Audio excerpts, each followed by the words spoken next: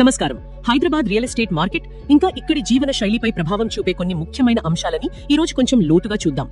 ఈ విశ్లేషణను మీకు అందిస్తోంది Coldwell Bankers Sutra property Hyderabad. Property, real estate రంగాన్ని, హైదరాబాద్ పరిసరాల జీవన ప్రమాణాలని ప్రభావితం చేసే వార్తలపై మా క్యూరేటెడ్ విశ్లేషణ ద్వారా మీరు అప్డేటెడ్ గా ఉండొచ్చు. సరే, ముందుగా ఒక పాజిటివ్ న్యూస్ తో మొదలు పెడదామా? తెలంగాణ రియల్టీ రంగం మళ్లీ కాస్త ఊపు అందుకుంటున్నట్టు కొన్ని సంకేతాలు కనిపిస్తున్నాయి. అవును క్రెడాయ్ వాళ్ళ లేటెస్ట్ రిపోర్ట్ ఒకటి వచ్చింది. అవును, ఆ రిపోర్ట్ ప్రకారం ప్రాపర్టీ రిజిస్ట్రేషన్ల ద్వారా వచ్చిన ఆదాయం 4,300 కోట్లు దాటిందట. కరెక్ట్. అంటే ఇది గత ఏడాదితో పోలిస్తే 14% ఎక్కువ అంటున్నారు. ఇది ఇంట్రెస్టింగ్ డెవలప్మెంట్ కదా. నిజంగా ఇది చాలా ప్రోత్సాహకరమైన వార్త. అంటే మార్కెట్ కొంచెం పుంజుకుంటోందన్నమాట. క్రెడాయ్ హైదరాబాద్ ప్రెసిడెంట్ ఎన్.జై.డీప్ రెడ్డి గారు కూడా భవిష్యత్తుపై చాలా ఆశాజనకంగా ఉన్నట్టు చెప్పారు. ఓ అలాగా, ఏమంటున్నారు? ఈ గ్లోబల్ కంపెనీల నుంచి డిమాండ్ బాగా పెరుగుతోందట. దానివల్ల 2030 నాటికి హైదరాబాద్ లో అంటే ఊహించండి, దాదాపు 200 మిలియన్ చదరపు అడుగుల ఆఫీస్ స్పేస్ కొత్తగా యాడ్ అవుతుందని అంచనా వేస్తున్నారు. అబ్బా, 200 మిలియన్ చదరపు అడుగుల, అది చాలా చాలా పెద్ద నెంబర్ కదా. అవును, చాలా పెద్ద నెంబర్.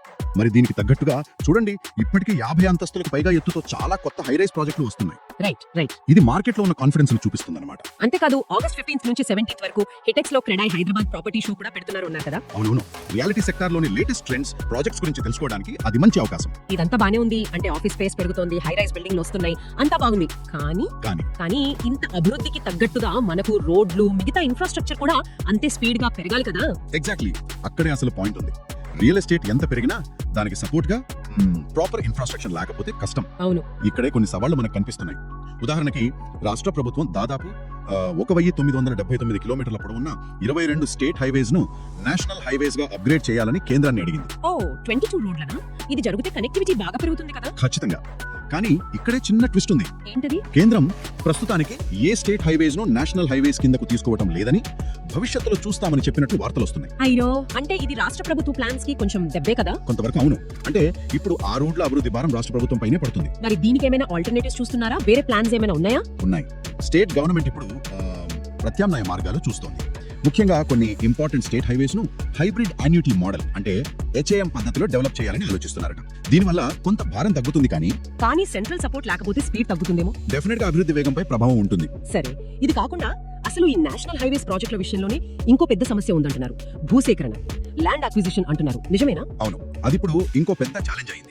కొన్ని చోట్ల అంటే భూమికి సంబంధించిన అగ్రిమెంట్స్ అవి పూర్తి కాకుండానే టెండర్లు పిలిచేస్తున్నారని. ఓ అలాగా. దాంతో పనులు మొదలు పెట్టాక ల్యాండ్ అక్విజిషన్ దగ్గర పనులు ఆగిపోతున్నాయి. ఇంకోవైపు రైతులు కూడా ప్రభుత్వం ఇచ్చే పరిహారానికి అంటే కాంపెన్సేషన్ కి ఒప్పుకోవడం లేదు. ఎందుకు ఒప్పుకోవట్లేదు? కాంపెన్సేషన్ తక్కువగా ఉందా? వాళ్ళ వాదన అదే. కొన్ని రిపోర్ట్స్ ప్రకారం మార్కెట్లో ఎకరాకు కోట్లలో విలువ ఉంటే ప్రభుత్వం కేవలం 10 లక్షలు అలా ఇస్తోందని వాళ్ళు అంటున్నారు. అది చాలా తక్కువ కదా. అవును, చాలా తేడా ఉంది. అందుకే NH 163G, 563, 63 లాంటి రోడ్లతో పాటు ముఖ్యంగా మన regional ring road RRR north part ఉంది కదా. అవును, RRR నార్త్. దానికి ఇంకా 646 హెక్టార్లకు పైగా భూమిని సేకరించాల్సి ఉందట. మొత్తం 1919 హెక్టార్లు కావాలి. ఇంకా చాలా పెండింగ్ ఉంది. ఈ సేకరణ పూర్తి కాకపోవడం వల్ల ప్రాజెక్టు ఆలస్యం అవుతుంది. మరి ఈ ల్యాండ్ అక్విజిషన్ సమస్యల్ని పరిష్కరించడానికి గవర్నమెంట్ ఏమైనా సీరియస్ గా స్టెప్స్ తీసుకుంటోందా, లేకపోతే ప్రాజెక్టులు ఇలాగే సాగుతాయా? లేదు, ప్రభుత్వం కూడా యాక్షన్ తీసుకుంటున్నట్లే కనిపిస్తుంది. మన రాష్ట్ర రోడ్లు భవనాల శాఖ మంత్రి కోమటిరెడ్డి వెంకటరెడ్డి గారు ఈ NH పనుల పర్యవేక్షణకు స్పెషల్ గా ఒక టాస్క్ ఫోర్స్ కమిటీని ఏర్పాటు చేసినట్టు చెప్పారు. టాస్క్ ఫోర్స్ కమిటీనా? గుడ్. అవును, భూసేకరణ సమస్యలను వెంటనే సాల్వ్ చేయాలని అధికారులకు స్ట్రిక్ట్ ఇన్స్ట్రక్షన్స్ ఇచ్చారట. ముఖ్యంగా RRR విషయంలో సంగారెడ్డి, మెదక్, సిద్దిపేట, యాదాద్రి, భువనగిరి జిల్లాల్లో ఉన్న చిన్న ఇష్యూస్ ను కూడా త్వరగా క్లియర్ చేయమని చెప్పారట. దీనికోసం ఆగస్ట్ 18న కలెక్టర్లతో ఒక స్పెషల్ మీటింగ్ కూడా ప్లాన్ చేశారట.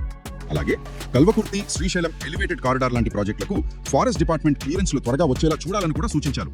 అంటే వేరు డిపార్ట్మెంట్ల మధ్య కోఆర్డినేషన్ చాలా ఇంపార్టెంట్ ఇక్కడ. కరెక్ట్, కోఆర్డినేషన్ చాలా ముఖ్యం. అర్థమైంది. అంటే ఒకవైపు చూస్తేనేమో హైదరాబాద్ రియల్ ఎస్టేట్, ముఖ్యంగా ఆఫీస్ స్పేస్ వైపు క్రెడాయ్ వాళ్ళు చెప్పినట్టు దూసుకుపోవడానికి రెడీగా ఉంది. అవును, కానీ మరోవైపు దీనికి సపోర్ట్ గా ఉండాల్సిన రోడ్ల విస్తరణ, భూసేకరణ లాంటి ఇన్ఫ్రాస్ట్రక్చర్ ప్రాజెక్టులు మాత్రం చాలా అడ్డంకులను ఎదుర్కొంటున్నాయి.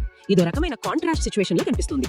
సరిగ్గా చెప్పారు. ఇప్పుడు అసలు పాయింట్ ఏంటంటే, క్రెడాయ్ అంచనా వేస్తున్న ఆ 200 మిలియన్ చదరపు అడుగుల ఆఫీస్ స్పేస్ డిమాండ్ ను అందుకోవాలన్నా, సిటీ గ్రోత్ ను ఇలాగే కంటిన్యూ చేయాలన్నా ఈ భూసేకరణ, నేషనల్ హైవేస్ అప్గ్రేడ్ లాంటి ఇన్ఫ్రాస్ట్రక్చర్ అడ్డంకులను ప్రభుత్వం ఎంత వేగంగా, ఎంత ఎఫెక్టివ్ గా పరిష్కరించగలదు అనే దానిపైనే అంతా ఆధారపడి ఉంది. నిజమే. ఈ సవాళ్లను అధిగమిస్తేనే కదా హైదరాబాద్ రియాలిటీ తన పూర్తి పొటెన్షియల్ అందుకోగలదు. ఇది రాబోయే రోజుల్లో మనం తప్పకుండా గమనించాల్సిన కీలకమైన అంశం. దీనిపై మీరేమనుకుంటున్నారు? ఆలోచించాల్సిన విషయమే. ఈ విశ్లేషణను మీకు అందించినది Coldwell Bankers Sutra property Hyderabad. మరో విశ్లేషణతో మళ్ళీ